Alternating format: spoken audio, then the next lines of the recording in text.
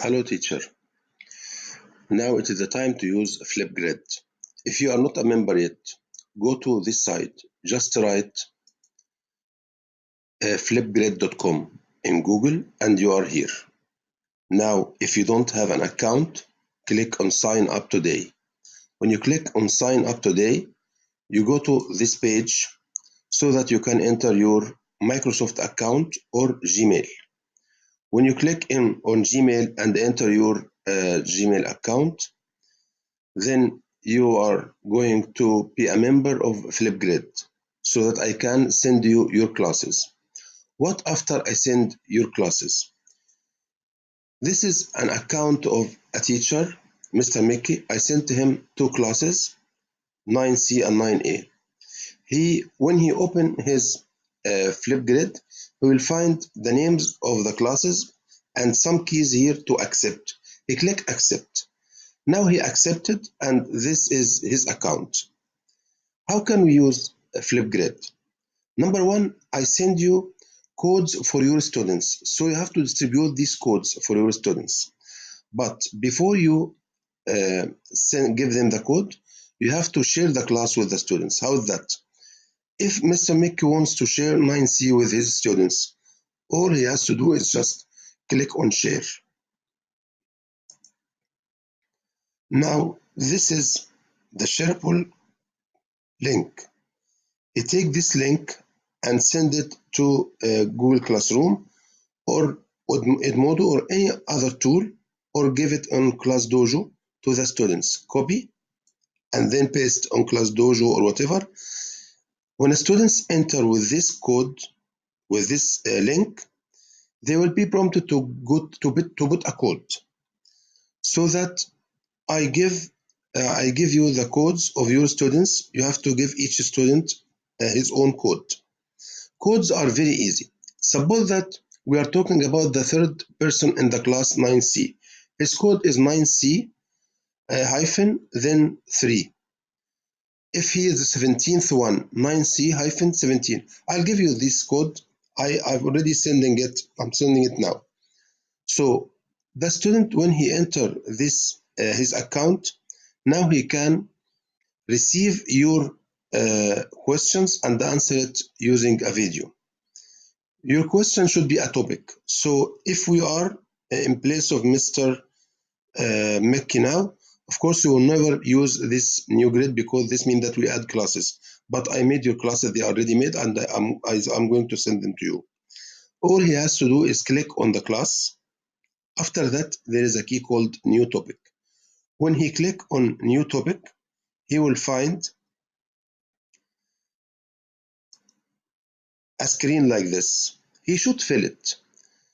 Topic title, this is required. Timing for the video, how many minutes do you want your students to record? Maximum 5 minutes, starting from 15 seconds. Usually by default it will be 1 minute 30 seconds, unless you want to change it. Topic display date. This date is displayed on your topic and it can be used to order your topics, of course. Topic tip, you can add some tips here. This is optional. Topic description and the questions. In this case, you can add what topic exactly do you want your students to talk about. You have 500 characters to write here. Okay? Here, always you have to go down and there is something called moderate. We have to search for it and we have to click on it. We have to make it active. For all videos you put to your classes, we have to stop student-to-student replies to prevent the students from replying on others. And we have to make this private. Video title, allow students to add title. Of course, we make it like this, otherwise they will add many things. Video views, display the number of views of video. I don't want to view. Video reactions, allow students to react with a mic drop emoji. I stop everything as you see. Feedback. Now, when we feature link, topic attachment. I don't want to attach anything.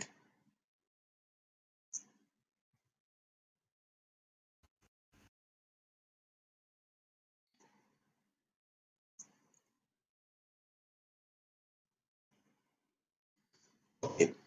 Now this is called section 2 out of 7, topic privacy. This is very important, video moderation. You should click here. This should be active. Why? Because when this is active, only you can see the videos of your students. No one else of the members of the class can see it. So usually we go to the second section directly after the description, and we click on this to make it active. Everything else we make it inactive, but this one, it's called moderation, we make it active. If a video are moderated, and this is what we want, Mr. Manad wants this, you must approve them before becoming visible to others. This means that no student will watch a video of another one until you improve this, until you approve this. This will happen when you watch a video and you like to use it as a model to look to let other students use it or watch it before they record. You can uh, you can approve this video to be seen. Otherwise, it will be moderated. This is very important key. After that, you click on create a topic. Of course, I know that we have many topics to use. Mr. Mohammed insisted that you use it 5 times a week, but this is called the Discovery Library. This will help you as teacher because when you click here, you find down many topics. Look at number of pages. We have huge number of pages. Each page has many topics. What about this? Look at questions. Question 14, for grade, comparing numbers, book to different subject, of course, different grades. Second grade, sight word, favorite book. I will click. Suppose that you teacher want to use this. Just click here. Now you have something ready-made, some topic ready-made. Read it, be sure that it fits you and your class. Now select a grid. Mr. Mickey has 2 classes. If you click here and add, it will be sent directly to this class. If you click here, it will be sent directly to the other class. I think these are the basic information that you want to know before you use Flipgrid. I will send you links for more useful topics to help you and more videos also to help you to use Flipgrid. That's enough for today. Thank you and goodbye.